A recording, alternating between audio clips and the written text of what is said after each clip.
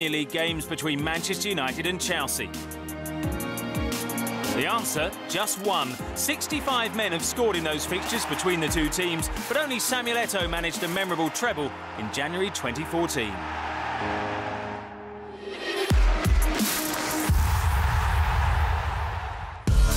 Leicester City travel to Selhurst Park, eager to bounce back after their 100% win record in the Premier League under Craig Shakespeare came to an end against Everton. However, they come up against a Crystal Palace side full of confidence after beating Arsenal and Chelsea in their last 3 matches, moving them 6 points clear of the relegation zone with a game in hand. Sam Allardyce will hope those wins can inspire his side, as goals at Selhurst Park have often been hard to come by for the Eagles.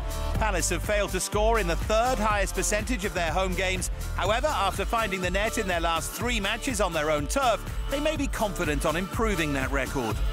The Eagles need to keep a close watch on Jamie Vardy, as he's played a pivotal part in the Foxes' impressive turnaround. The forward has scored 5 goals in his last 6 games and also boasts his best shot conversion rate in a Premier League season. He's found a little bit of form at the right time of the season, because Leicester have got some massive games left. Obviously still in the Champions League, Atletico Madrid coming up, and obviously they want to finish as high up as they possibly can in the league. And for Leicester to do well and to perform well, Jamie Vardy's a massive part of that, and thankfully he's found his scoring touch again. While the teams are split on the head-to-head record, Vardy played an influential role when the sides last met in South London, setting up Riyad Mahrez in the Foxes' 3rd of 4 consecutive 1-0 league wins. However, back in September 2014, Palace scored twice in the space of 3 minutes to secure their first home win of the season. Tottenham and Bournemouth kick off the first of 7 Saturday fixtures that also include Stoke against Hull and Sunderland West Ham. Southampton versus Manchester City is the late game. Sunday's headline match pairs Manchester United against leaders Chelsea, while Middlesbrough host Arsenal on Monday. The PFA Players' Player of the Year nominations have been announced, with this season's top scorer Romelu Lukaku on the list. Former winner Eden Hazard is also included, along with Chelsea teammate N'Golo Kanté, claiming his 2nd nomination in as many years after narrowly missing out last season. The skill and flair of Alexis Sanchez has put him in the mix, while Zlatan Ibrahimovic also gets the nod after thrilling us all campaign. And it's no surprise to see Harry Kane in contention, so important to Tottenham. Until next time, from Dave Farrer, me, Dave Beckett, and all the Match Pack team, goodbye.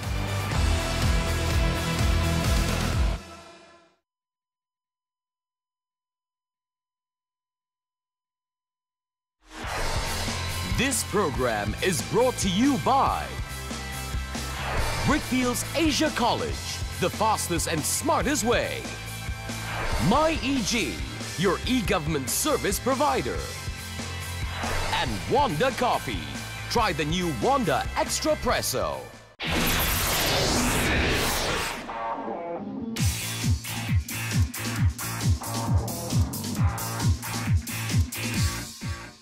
If you want to experience the true beauty of diving, don't just dip your toes in the water. You have to really take the plunge.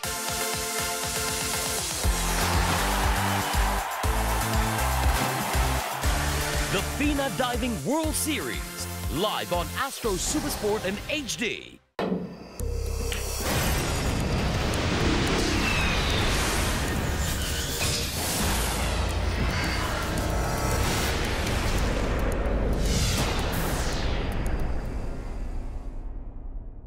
This program is brought to you by Wanda Coffee. Tastes like just brewed.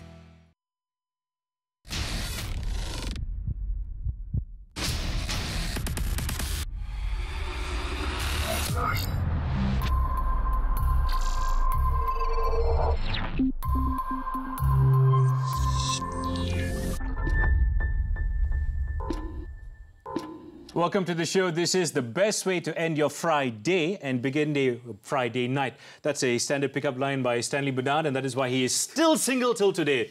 Joined also alongside Steve and Gary with me in the studio. Gentlemen, we would like to get into the show, but first we would love to hear from you. Our Twitter handle is @StadiumAstro. We also have a Facebook page. Get in touch with us. The first question comes from Joel, by the way, and he goes, with regards to the Champions League, which team impressed you during the quarterfinals of the Champions League? I'll start off with you, Gary. I'm going to go for Dortmund, purely and simply because of what happened with their, you know, terrorist attack on their coach and the fact that within less than 24 hours they actually got out on the park and managed to put in a performance. I know they lost, but I'm going Dortmund. I've got to say Juventus. I just think, besides the fact that they won 3-0, they outclassed Juventus, Barca on every department, and then we'll see a new rising star in Dybala. It's as simple as that. OK, we'll keep it short, because I did tell you before the start of the show to keep that segment short. But, Steve, for yourself? Just to counteract what Gary said, I'd probably say Monaco as well deserve a lot of credit.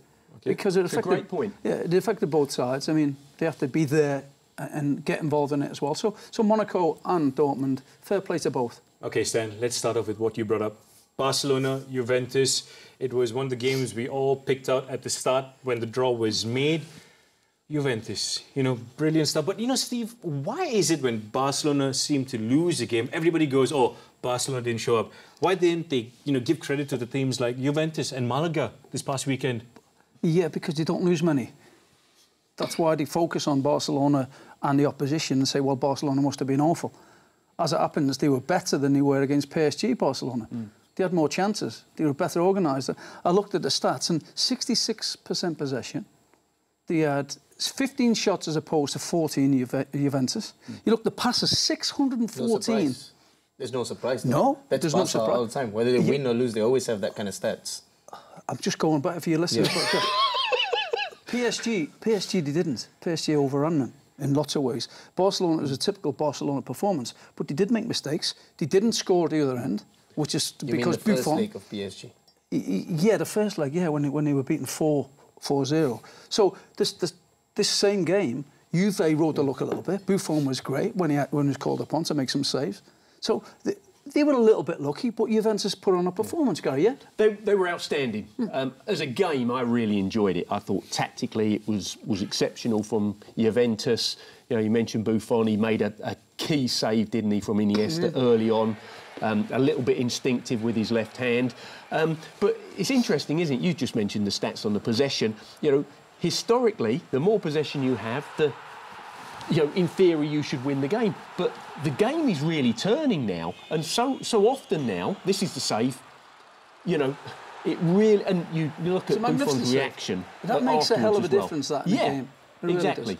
And this is a minute later. That's the reaction. That's football, isn't it? Yeah. The fine details. I mean, if Iniesta have put them... and that away goal, and then if Dybala scored this, it wouldn't be that massive. Even at 3-1, if Iniesta have put that goal away, you would be saying Barca have a chance. Now I think it's a whole different context because they don't have that away goal. But again, I would say, yes, I agree the fact that Barca had more possession and stuff, but it's far too often that even on a day that Barca loses, they always dominate games. Perhaps minus that game, that first leg against PSG. They always dominate games, they always create chances. But defensively, that's where the problem lies. They're playing with Matthew on the left-hand side and Sergio Roberto. So for me, are they really fullbacks? That's where Mandzukic was applying. He's not a winger. That's Mandzukic, out-and-out target man striker, going down the byline and putting in a cross. Then you got problems at your fullbacks. Because that's not a fast winger, that's Mandzukic going past your defender and putting it. So that's where the problem lies. Well, you can't have defenders, Barcelona defenders, going past the top three that they have, because it'd be suicidal. You've already got three up top who are the best in the world, arguably, the three best. So you don't want marauding fullbacks going beyond them, because you are in trouble. Yeah. I thought one of the biggest influences on the night was the guy who didn't play, and that was Busquets in midfield for Barcelona. They missed him. You know, we touched on it before the game, that he's a key player for them. Mascherano played in that midfield role, sort of protecting the back four, but he can't, or he didn't do it as well as Busquets normally does. And I thought that was a huge deciding factor. Right. You know, we talk about their quality players as the top three, correct? The guy who they've missed is Xavi. I mean, you can talk all day long about your scoring goals and your Messis and Neymars of this world. Xavi, for me, has been sensational. I mean, the link between the back, the midfield to the strikers, for years, and now he's no longer there. There's a gap. There's a massive, massive gap. Who's going to supply? It's not all about Iniesta. His legs are going now. But Xavi is in the likes of Zidane. When someone like him retires, Yes, you of course. expect to go on a few years not immediately having a replacement. Not many clubs have immediately replaced a star like Zidane or for a Xavi. So it's expected, but the demands of the expectations of Barcelona are always high, just because you put that front three together, they've scored 90+ goals. And the next front three that comes behind them is only on 60+ goals. That's 30 goals gap.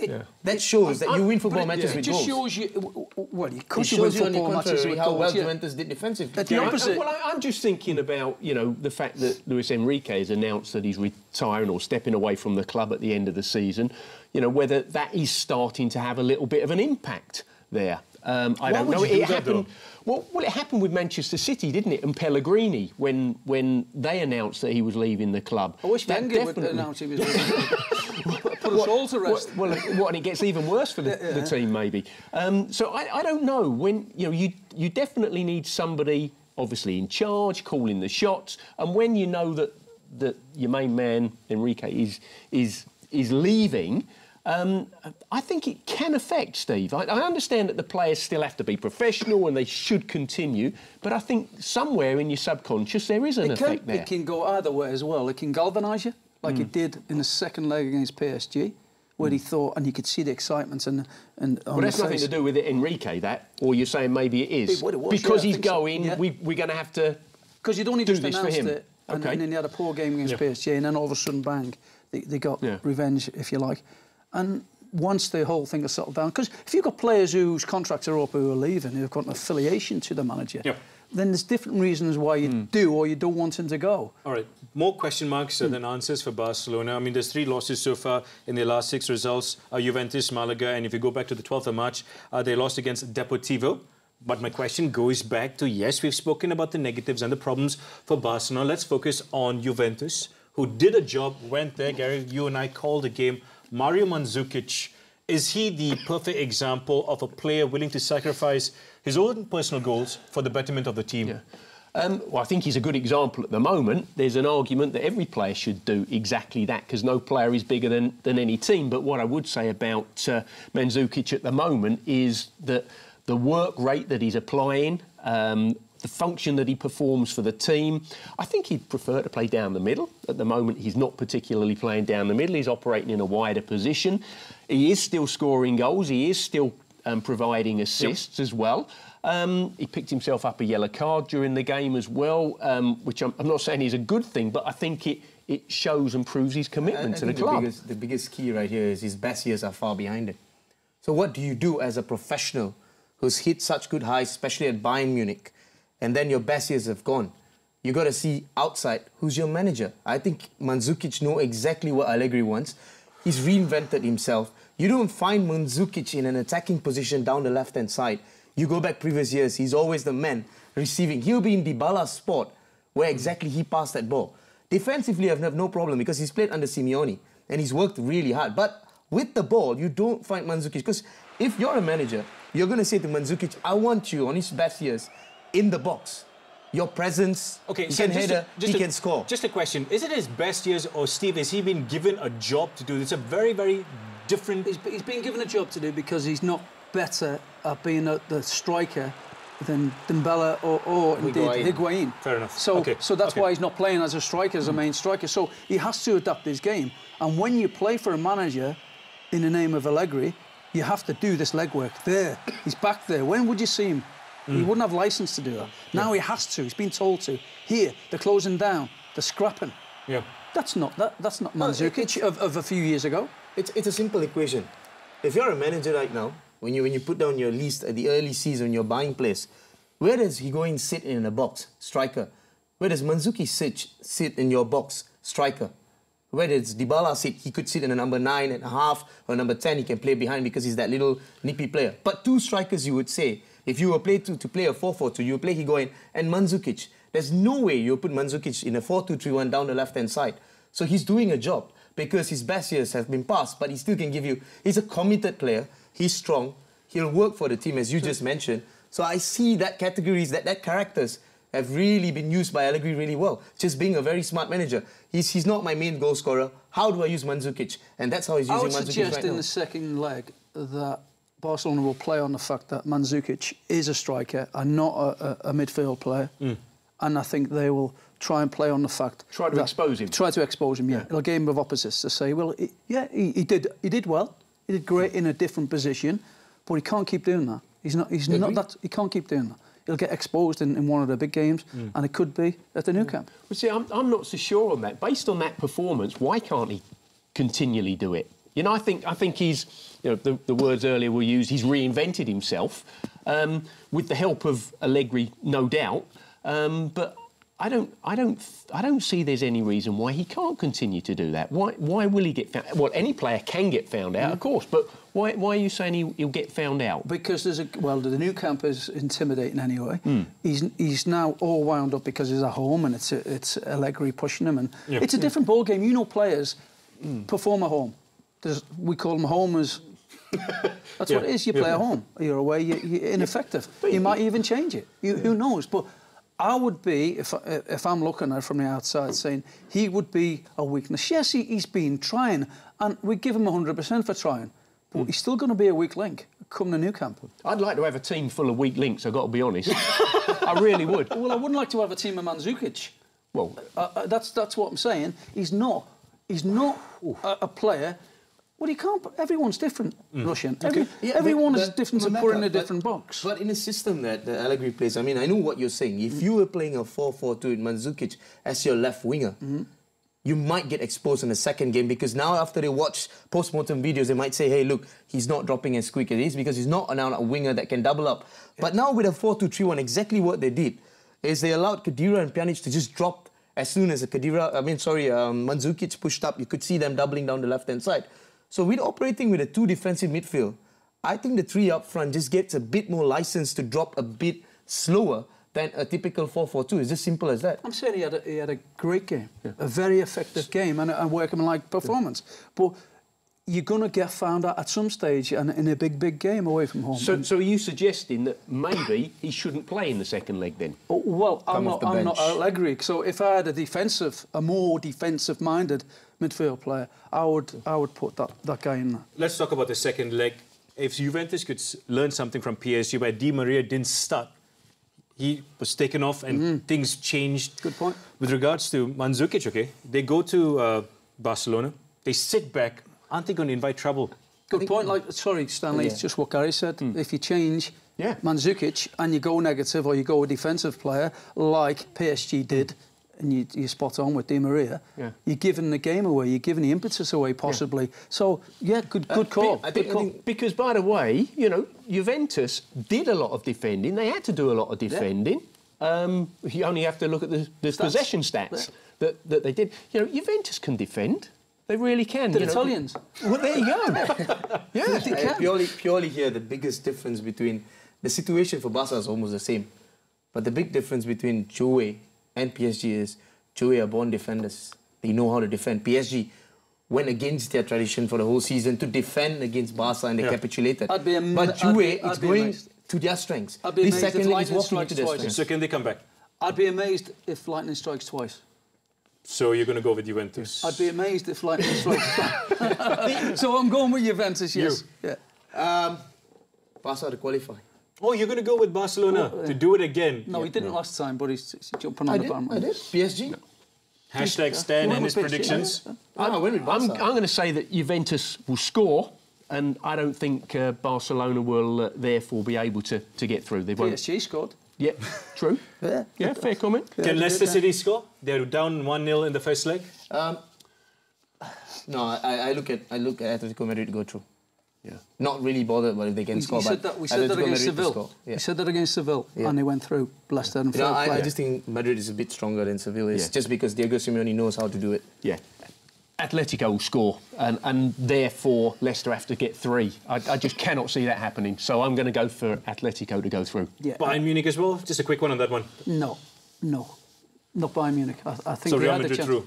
I think Real Madrid will go through, and I think they become very firm favourites. Yeah, Madrid to go through. I'm in with that one. Monaco, Dortmund?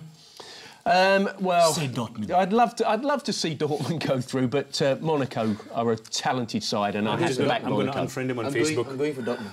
I just think what happened was You're 24 hours. the best pundit in the world, bro. They had 24 hours. It was very hard. They had a lot of news just walking into that match. I just think they're going to play their hearts out in the second leg, and they will go through. Because Monaco can concede goals, they can score.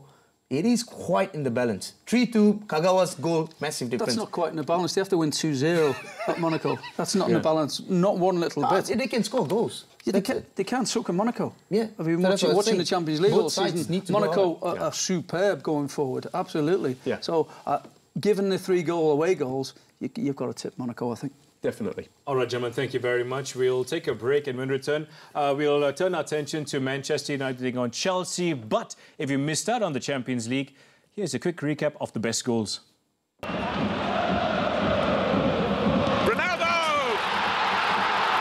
They do always score, Real Madrid, and so often it's him. Oh, and rising for the home team is Vidal. A thumping header. Pulisic can't get away from Raggi. Good cross in, Kagawa, brilliantly done. Oh, that's risky, and it's fallen here to Mbappe. Can he seal it now? Mbappe! Oh, what an accomplished finish! They have the 2-goal buffer, and that one... Played back to Dybala! What a strike that is!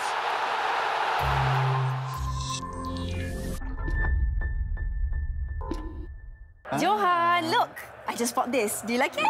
Johan, give Mummy a massage, please. Johan, I'm talking to you. Are you even listening? Pencil, Johan. Johan. Focus. Focus. Please, focus. Johan, please. Stay strong, bro. Stay strong. Wonder Extra Presso, brewed from premium Arabica coffee beans for a stronger coffee taste. Wonder Coffee.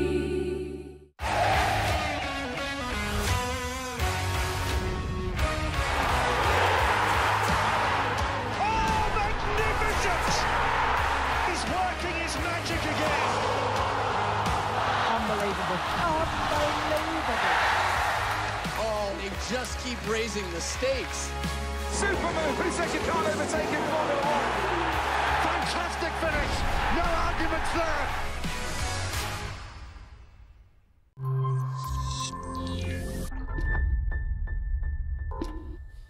All right, it is time to get the show on the road. I've got ISP to my left, and I've got Help to my right. ISP, you'll be going first. I've got Manet and Chenlock with me in the hot seat, or seats rather. Are you ready? Yes. Okay, can we have the clock ready in 3, 2, 1. The time starts now. How many Premier League goals has Juan Mata scored this season? 6. Correct. How many Premier League titles has Manchester United won 13. Collectively? 20. No, pick one up. 20. Wrong, it was 13. Who is Manchester United's all-time leading goal scorer? Wayne Rooney. Correct. In what year did Manchester United last win the Champions League? 2008. Correct. Which player did Manchester United sell to Arsenal in the 2015-2016 season? Danny Welbeck. Oh, you just got it in the nick of time. I believe you just had one question wrong. We will double check a bit later on. But it is time to move on to Help. Are you boys ready? Yep. Okay, in 3, 2, 1, your time starts now. When did Liverpool last win the league title? 1990. All right, fair enough. How many times have Liverpool won the European/Champions League? 5. Correct. Steven Gerrard left Liverpool for LA Galaxy in which year? 2015. Correct. Liverpool's all-time leading goal scorer is? Ian Rush. Correct. What does YNWA stand for? You never walk away. That's a giveaway. Who was Liverpool's manager before Jurgen Klopp? Brendan Rodgers. All right, 6 correct, gentlemen. Well done, well done. We see we have fans in the studio as well. We're out. All right, my maths isn't the greatest as well, but I'm going to go with 6-4, the score. Question number 1. Who was the first ever Premier League goal scorer? Pass, quickly, you can... Pass. All right, first ever Premier League goal scorer. Pass, all right, that's null. It was Brian Dean, by the way. Don't look, no sneaking and peeking, yeah? Question number 2. Who has the most amount of yellow cards in the history of the Premier League? No, wrong. No, wrong again. How many clubs have won the Premier League since its inception? 6. Correct. So that's 1-0 at the moment. Question number 4 goes to them, by the way. How many clubs have participated in the Premier League collectively? If you pass, you have to pass quickly. Wrong. 22. Wrong. Still 1-0 to, of course, y'all. Next question. This season, as in the 2016-2017 season, marks collectively, Premier League-wise, the total amount of seasons played. Pass? Pass. Correct. It is 1-1. Collectively, the total score out of the 3 rounds goes to help. 7-5. So this round goes to help. Next week, we will have another set of teams combating to see who will reach the finals. The final show, of course, on Wonder Football Countdown. Till then, everybody say bye-bye. Come over there.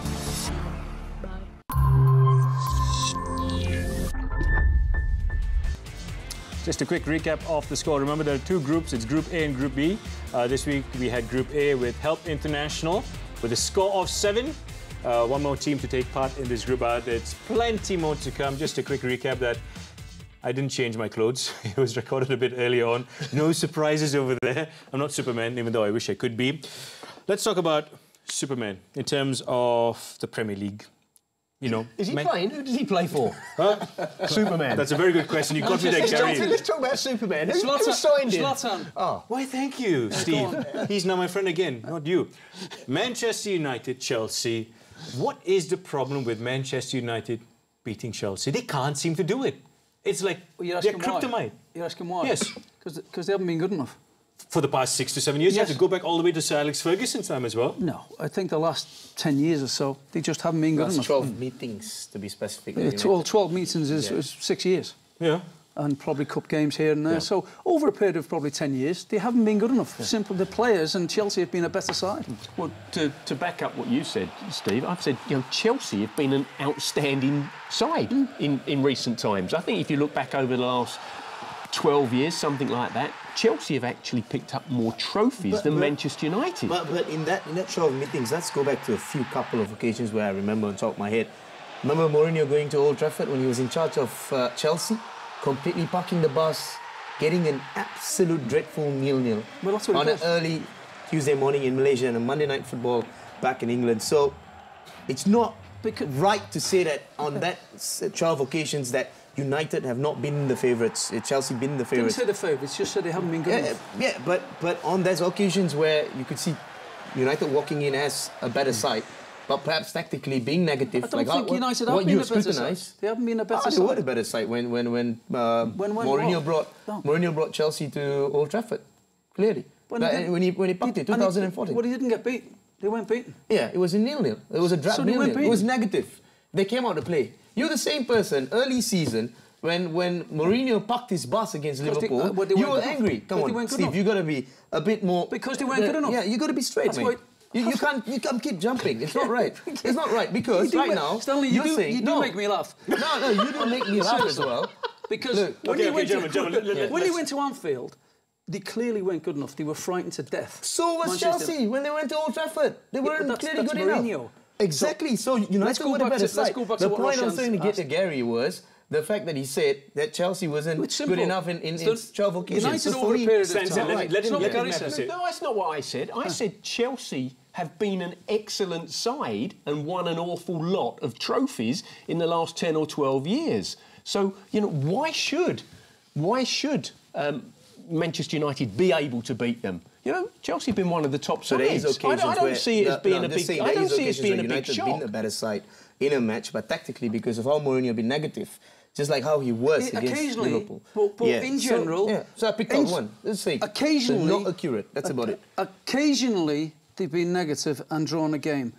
Most of the times they've been the better side. And they have been for a number of years. You can say what you like at Manchester United. They haven't been good enough. The same as Liverpool haven't been good enough. But Chelsea have. It's just a fact. that they've been better individually with managers and players as a team. But and in the Premier League, where, as we all know, one of the struggling sides can certainly beat one of the top sides. So, you know, why shouldn't it happen that, you know, maybe Chelsea do dominate a little bit over Manchester United? I don't see it. OK, you're trying to bring about the point of the fact that United, on a few occasions, have played better but have not got the result. That's what you're trying to say? Yeah, and also walking into the match, you would say they are slightly favourites in a few occasions in the last 12 meetings where, tactically, again, it's been Mourinho. I mean, Mourinho's Chelsea is the one who drew against Man United. OK. So that's what I was getting at. Just my point, since 2004, in all competitions, Chelsea has registered 16 wins.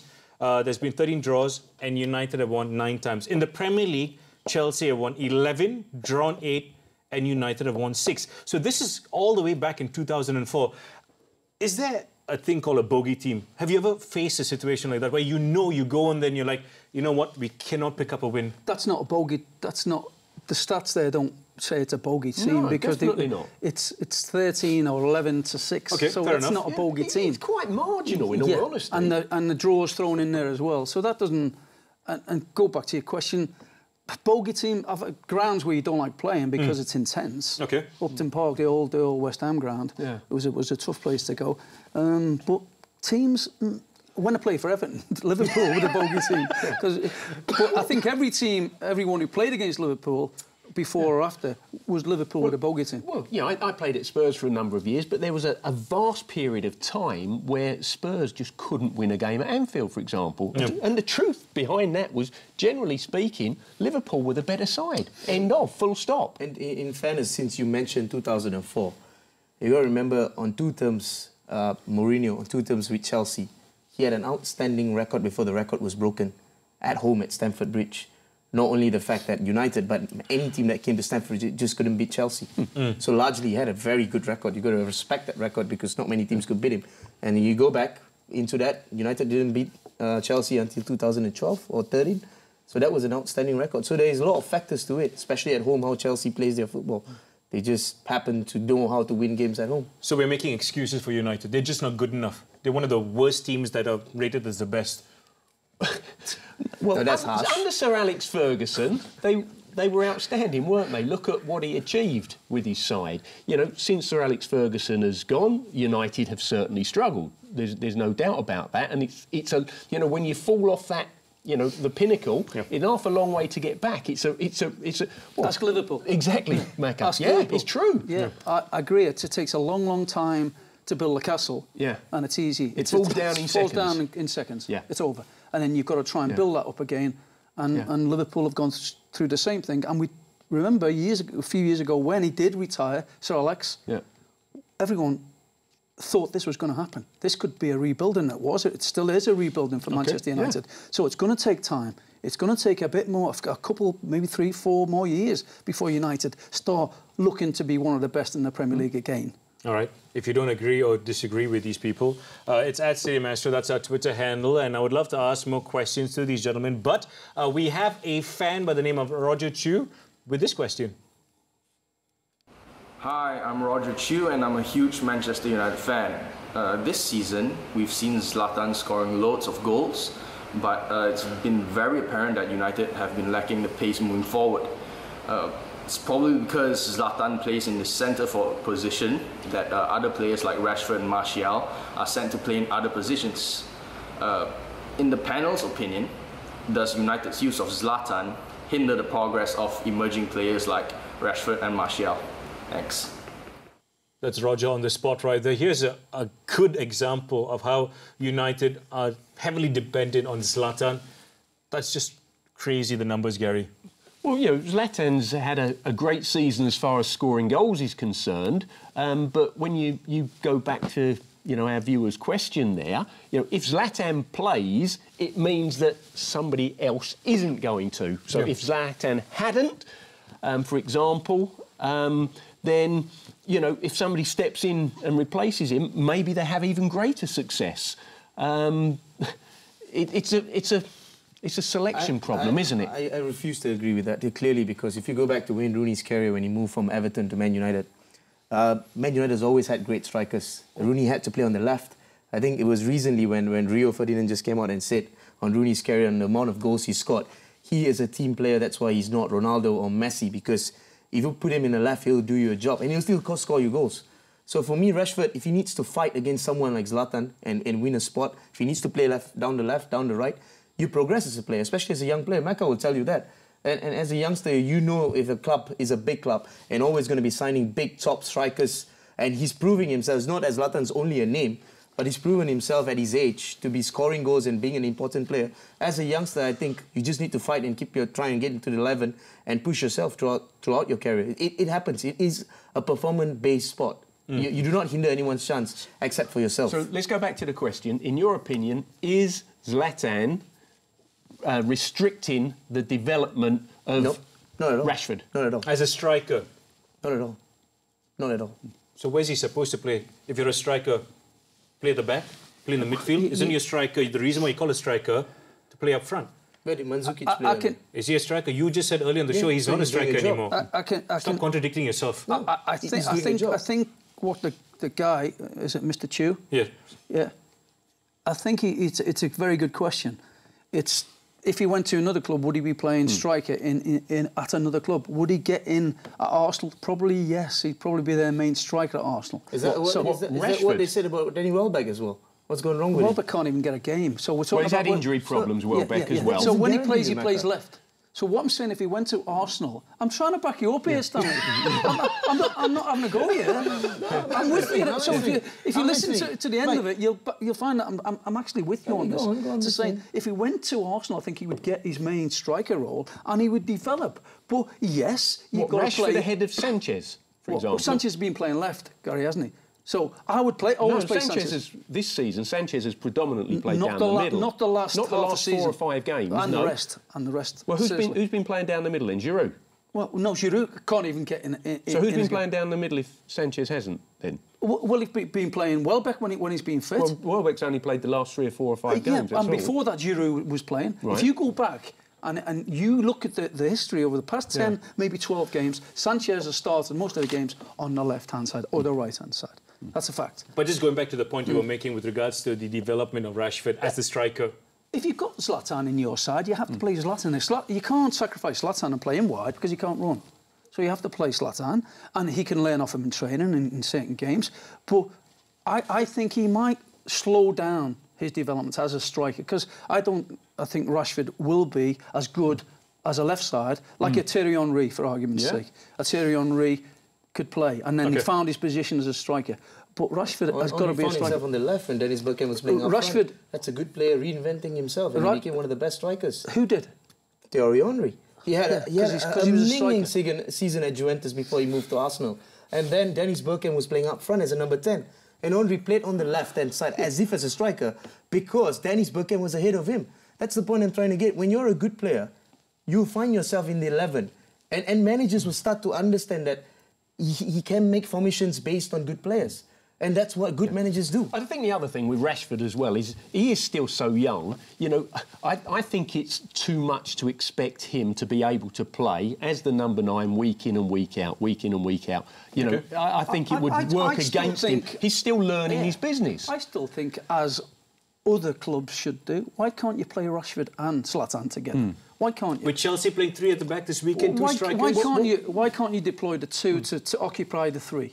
Yeah. Why can't you do that? Yeah. And maybe play the same system. I don't know. Good point. But you could play them down the centre. They do play the pair of them together, but not up top together, that's what I mean, together as one down the middle pair, and then not wide. Yeah, exactly. And if they did that, maybe he could progress quicker. Yeah. Because you'd have Zlatan to work with and to learn from as well. Maybe. Okay. We'll see whether they play up front this coming weekend against Chelsea. So we need to go for the celebrity predictions. Starting off with you, Mr. Stanley Bernard. Just a quick reminder, oh no, Steve's still on top with 35 points. Yay. Adam in second, myself in third, Reem and Swarna, we rounded the top 5. But starting off with you, Mr. Bernard. I'm going for Manchester United 2, Chelsea 1. You're going for a United win? Yeah. Based on more. Anyway, I'm going for United to draw again. United to draw again. I think they're good enough to get a result against Chelsea, but I also think Chelsea are good enough not to lose. Okay. And I think a draw would be I think the favourite outcome is a draw, in all honesty. I'm going to go 1-1. I'm going to draw. 1-1. And I don't think there'll be many goals, so I'm almost tempted to double up on you on that, Steve. 1-1. So draw, and a win for Manchester United. Stands on fire, by the way. He stopped from the bottom up. I wonder what that smoke was. All right, gentlemen, we'll have to take a break, but before that, here's a quick reminder what you can expect whenever Manchester United play Chelsea.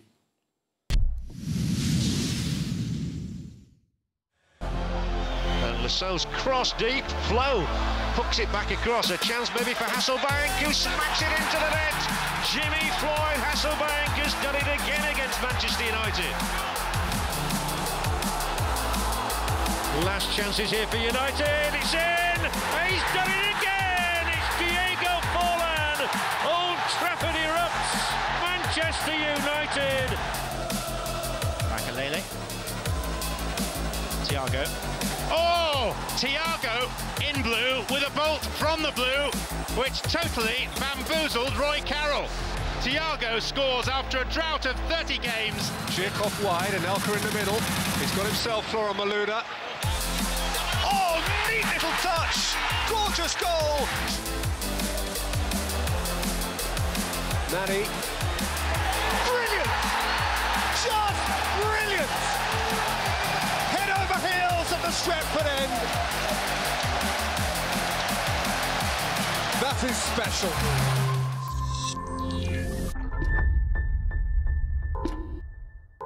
Look, I just bought this. Do you like it? Johan, give mommy a massage, please. Johan, I'm talking to you. Are you even listening? Pencil, Johan. Johan. Focus. Focus.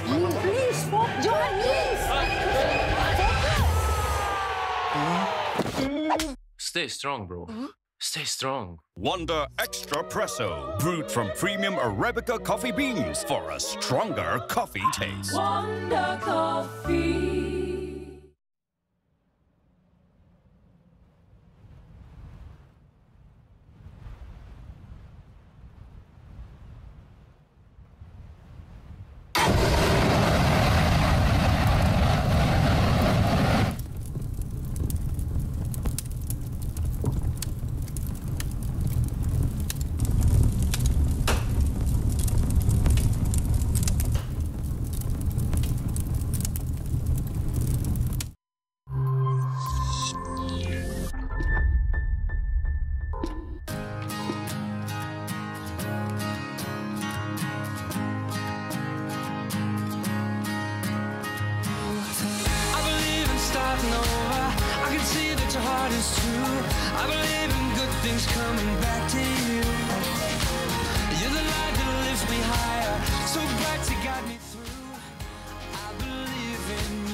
I believe in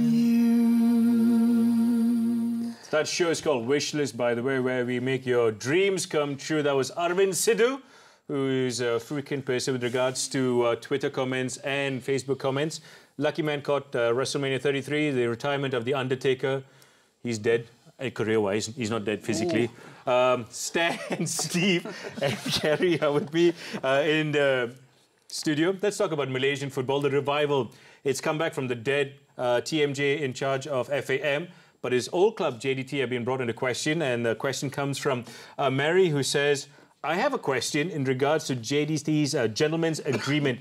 Is it legal for local clubs to make such an agreement with each other? Just to give you an idea of what has gone on.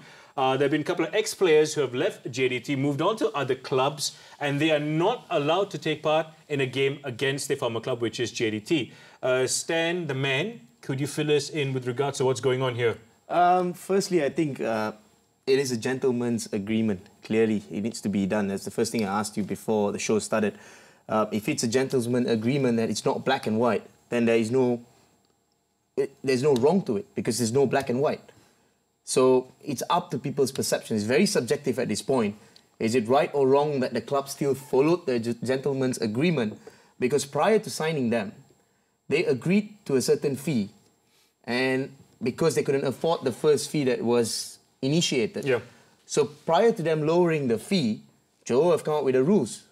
If you're going to buy him at this price and blah, blah, blah, you got to agree to this. And the clubs have agreed.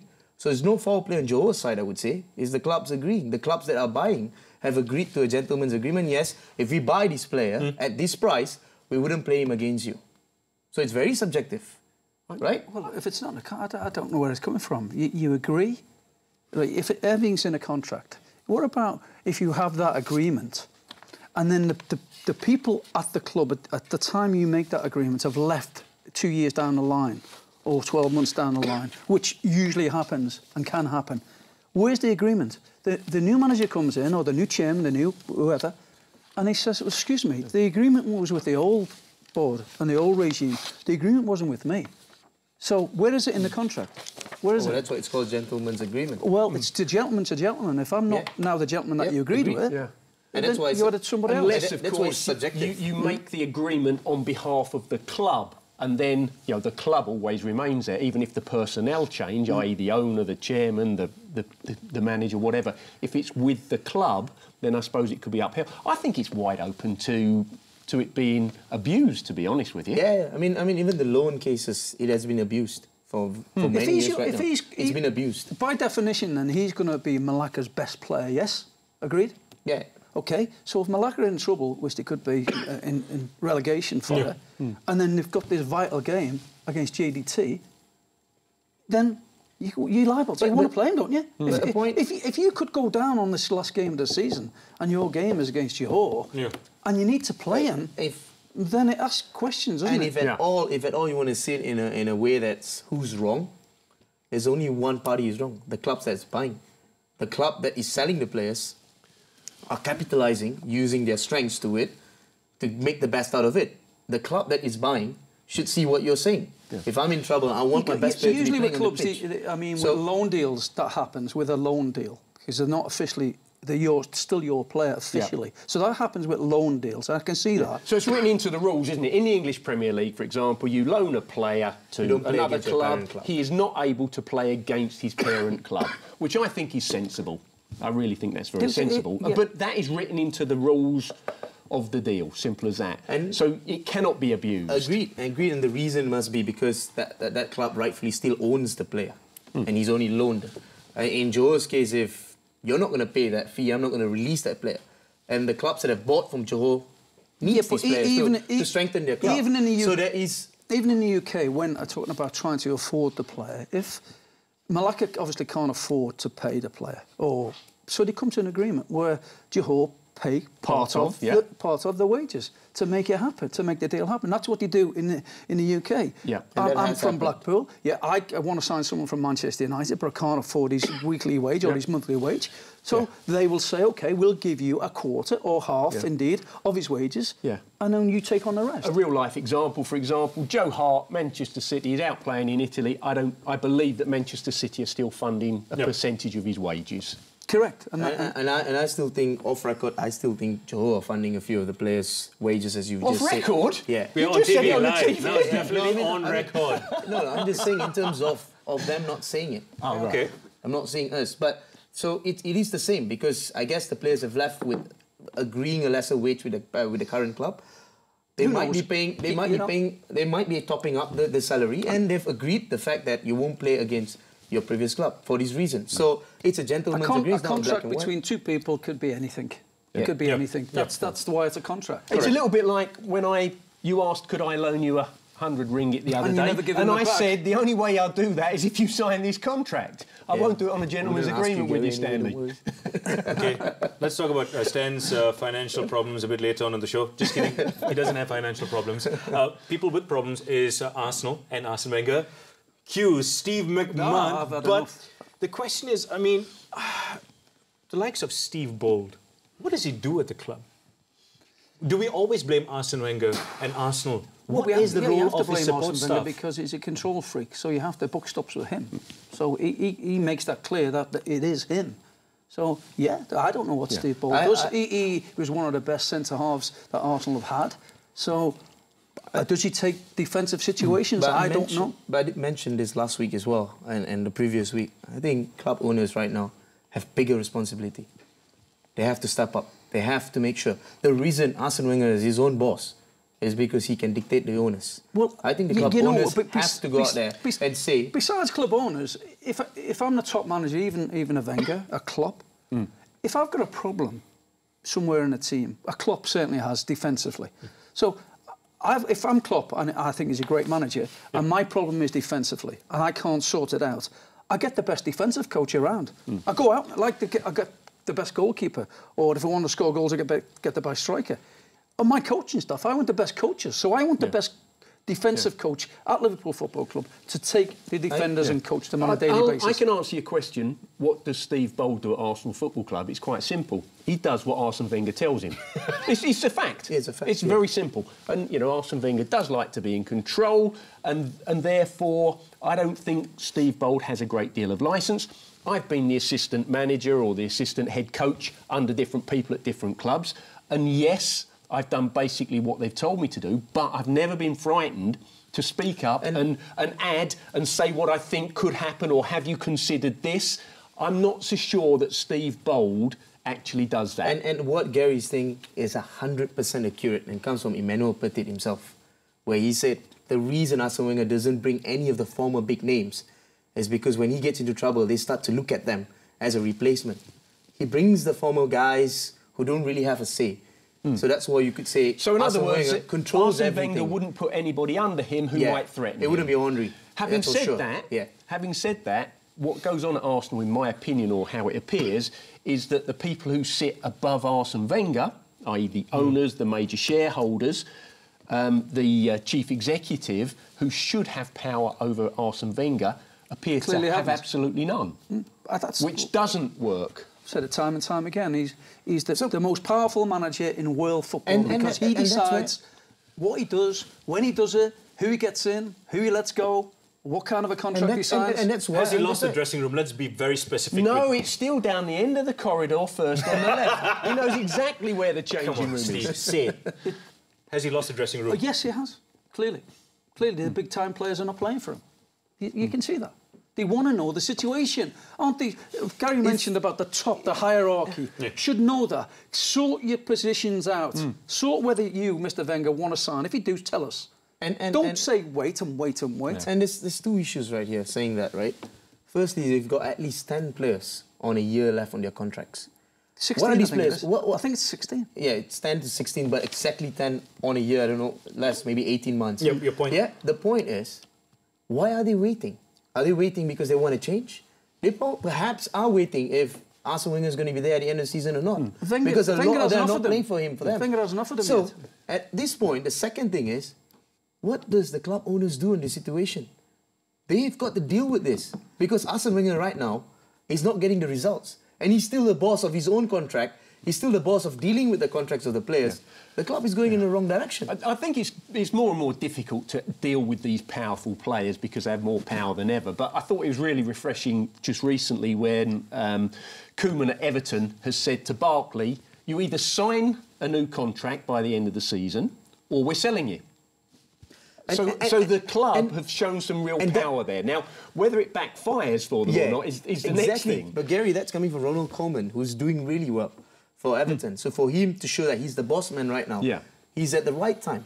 The reason Wenger wouldn't do that at this point is because he's trying to sort out his own contract as well. He wants to see whether he's going to be there. He's probably looking and talking to the owners and saying, you know what, I want another season where I think I can win the Premier League. And putting the player's contract at second. Obviously he's not. He's saying, you wait till I tell you. That's what he's saying. So he's saying to everybody, the press, the owners, the players, the supporters, you wait till I make the decision. Which is sick. Which is sad. And if Wenger wanted to do it at a strong point, when Arsenal had gone something like 20 games earlier this season unbeaten, that was the time for him when he had the power. Because at the moment, he doesn't particularly have the power, does he? And to be honest, right, this is how bad it gets. Leicester City has more ambition than Arsenal at this point. This is a manager who's from 5,000 to 1 odds, won the Premier League with Leicester, and half a season this season he's been sacked because that club has more ambition than Arsenal.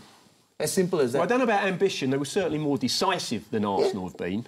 That is for sure. And ambition at different clubs is very different based on the status of the club. In terms of Leicester, you put into context, if last season they survived relegation on the last day, would they sack Ranieri this season? They wouldn't. They would have kept him. If they did decide to keep him this season, after last season's survival, They wouldn't be sacking him this season. They would if they found out there's something internally wrong, because we don't know that yet. And no, I'm just saying circumstances. And said he's been stabbed in the back, basically, by one of his own staff. He doesn't necessarily name players. He says staff. And the only one he's alluding to? Yes, is Shakespeare. Craig Shakespeare. Craig Shakespeare has got his spear out. And that's why maybe... well, et tu brute, I say. But is that a good example of having Steve Bold beside him? He's never going to stab him in the back. Yeah, it works when you're winning. Well, you're not talking about stabbing people in the back. That's not the way to do it. It's having an opinion and having an input to saying, well, don't you think, as Gary says, in meetings, they must have meetings, staff meetings on a Friday, Thursday, aftermath or pre, to say, listen, what do you think? I've got a decision to make on a player. Yeah. Is it him or is it him? Yeah. And if Bold has that choice of saying, well, I'll play him, boss. Yeah. Then fine, but I don't think he has. The boss can still go against that, you know. So I've been the #1, and I've asked my staff what they think, and actually I might have disagreed with them, and I've still gone with what I believe. Okay, there have been occasions where actually, good point, I'm going to go with you. But I think with Wenger, I'm not even sure if he does ask the questions.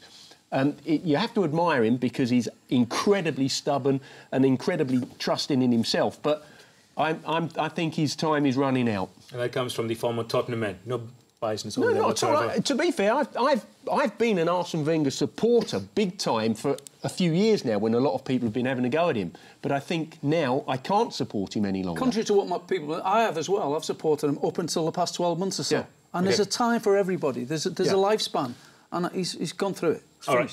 Gentlemen, so we have to take a break right now because we're running out of time.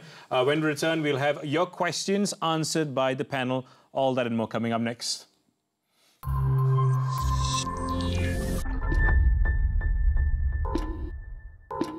Is in chaos.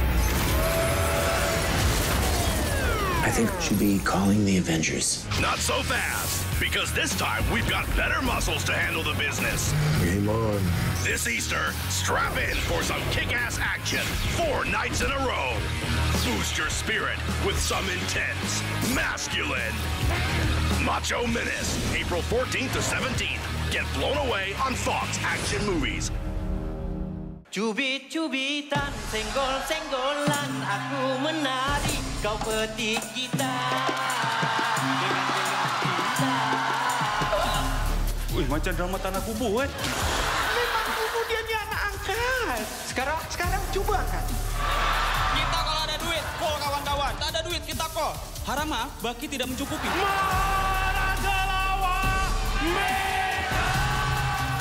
Setiap Jumat 10 malam.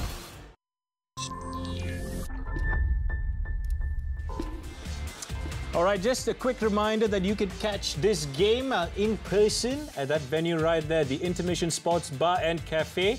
It starts at 8 p.m. It's at PJ City Centre. Waze it there, Google it there, see you there. It is Manchester United taking on Chelsea, which will be live and exclusive right here on Astro SuperSport. I believe I'll be hosting that game. I'm not sure who my pundits are. I think it's Steve and Paul. Gary, I hope you're there as well, because, you know... I want to be in that bar. Good for you. Good for you, Gary. All right, time for your questions. I wish I was. Steve. No, I'm only joking. Can't you take a joke? All right, Steve, the second question is for you. Gary, you'll get the first one. It comes from Sim, who says, can Leicester City be the first debutant in the Champions League to advance to the semi-finals? Simple answer, no. Atletico will knock them out. Boo-hoo. Next question comes from Arvind. This is for Steve. How inconsiderate was UEFA, your favourite organisation, to get Borussia Dortmund to play more than 22 hours after that bomb blast? I think the hands were tied a little bit. I really do. The fixture congestion. I believe if Dortmund really didn't want to play, they probably would have got away with it. But it was just the way it happened, and very, very unfortunate. And it was just bad timing, I suppose. OK. Unfortunate. Oh, the TV money. It's basically the rights, the TV rights. I don't even think it was that, honestly. I think it was just the fixture list for both sets.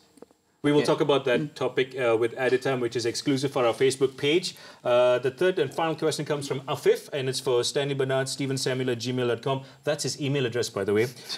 If you were Pep, heaven forbid if you were Pep, who would you buy next season for Manchester City? Mbappe, Dybala, Aubameyang? None. Virgil van Dijk. None of that. I think none of that. Not even Well, you make a great point in some way, Stanley, because what you're saying is they've got enough going forward, they've got goal scorers, Man City need to sort out at the back. I still think Aguero's got 30 goals next season in him. That's why I said no. Well, I think they've got a big problem at the back. Virgil van Dijk, I would go for him. I'd probably go for 2 of them at least. Yeah. Because Navas won't be there. It looks as though he's going to be great Jesus Navas. Yes, the more strength he can. Yes, I would go with a defender as well and a goalkeeper. Bring a half back. Go with a defensive player. Van Dijk is a good shout. But yeah, I'd have at least 2 of them in my squad as well. Manchester City can afford them. Why not? Okay, we shall see whether that'll happen next season. But time for quick fire. This is where you're on the spot. We'll go clockwise, starting with you, Gary. Question starts. Should Manchester United re-sign Javier Hernandez? No. Ooh, not bad. Should Dele Alli have been shortlisted for the PFA Player of the Year award? Well, maybe, but so I think there's a lot that could well have done, and I would say yes. Dele Alli would fit in there. But what about Mane? Yeah, I if you're talking about Dele Alli, you've got to say Sadio Mane. Okay, 30 seconds, Neri approaching. Sorry. Who will finish as the season's top goal scorer, since you were a striker? I would say Lukaku. Well, he's 4 ahead, so it's a good gamble. There's only 6 games left. Lukaku as well. If Sanchez leaves Arsenal, where should he go? Juventus. It's a good shout. Juventus, I wouldn't disagree. Okay. PSG. Okay, final question. Who will win the PFA Player of the Year award? Harry Kane. 5 seconds. Harry Kane deserves it. Sometime today. Coutinho, but he's not in the squad. Oh, right on the dot with regards to those questions. Okay, Premier League, presentation as in the promo. The matches will appear magically on your screen. We've got Tottenham versus Bournemouth, Palace versus Leicester City, Everton, Burnley, Sunderland, West Ham, Watford, Swansea, Stoke, Hull, Southampton, Manchester City. That's a lot of games on Saturday, by the way. On Sunday, we've got West Brom taking on his former team, Liverpool. Manchester United versus Chelsea. We've spoken about it. And on Tuesday, the banana peel for Arsenal. They're away against Middlesbrough on channels 816 and 834. Don't laugh, Steve. Banana peel, it's a good one. All right. Banana skin. Yeah, whatever it is. Yeah, banana skin. Yeah, I know. I apologise, all right? I made a mistake, Steve. Not a banana split. Yeah. You had a banana split on Monday. Yes, I did. Very nice. It's an orange peel. Shock. My shock. I only do it to see if I can get Macca wound up, but he never buys the bait. I'm going to go for West Brom to beat Liverpool. That's my shock. It's easy. It's easy for me to say Bournemouth's been Tottenham, but I don't think it will happen. I'm just going to say Burnley not to lose against Everton away from home. Wow. Burnley. And this will come as a surprise to you. What Stanley's going to say. Yes, Stan, what? Well, Superman plays in the Premier League. That surprised us. That surprised us. What's I'm going for United to beat Chelsea. My brother's a doctor, but he's not here. Are you okay? What a shock that would be. CPR? Oh, dear me. You do make me laugh. Superman right there with the prediction. What do I think of it? Yeah. Well, I went in the game. I went for a draw. So it's a stupid prediction to come up with Stanley. All right, gentlemen. Thank you very much. Stan, enough. Silence is a virtue. It's golden. Okay, that as well. All right. Thank you very much for joining us on Wanda Football Counter. Until next week, enjoy the football the coming weekend. Bye bye. Today he's back, but at the helm of the visitors and not the hosts.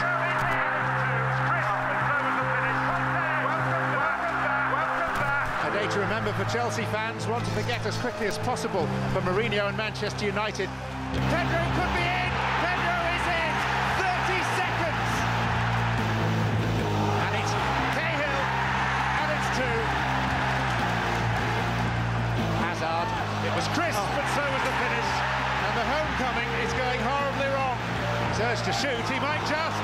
And as Mourinho as well caves in around him, Chelsea celebrate wildly. And now Conte's exerting his influence to the crowd. He wasn't happy with Conte's antics. Until they have a manager that wins 4 Premier Leagues for them, I'm the number 1.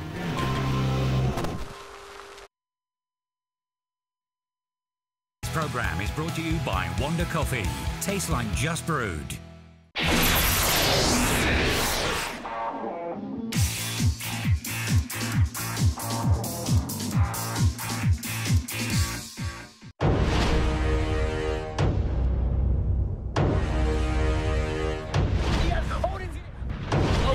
Kitty มาkaibigan YSCY โอ้ไม่ทันได้ชัดตับสุดที่ของhai cặp bóng